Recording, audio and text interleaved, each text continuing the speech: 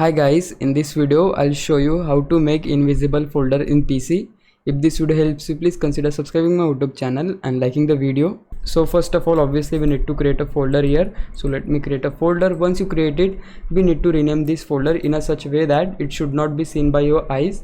So for that, just go to search bar and type here character map. Just open it, and here we need to scroll a bit to find a empty box, or you can say a invisible character. Just scroll a bit, then you will find many types of empty boxes are here. So we just need to select any of these, then click on select and copy it by clicking on the copy button.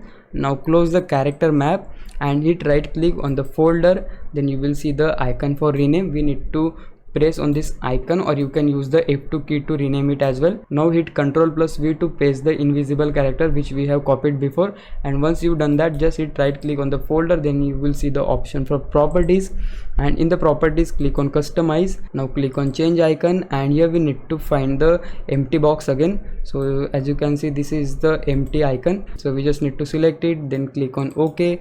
Now apply it, and you can see the icon is gone, and now our folder is invisible. So we can paste anything we want, like I'm just going to paste this on our folder.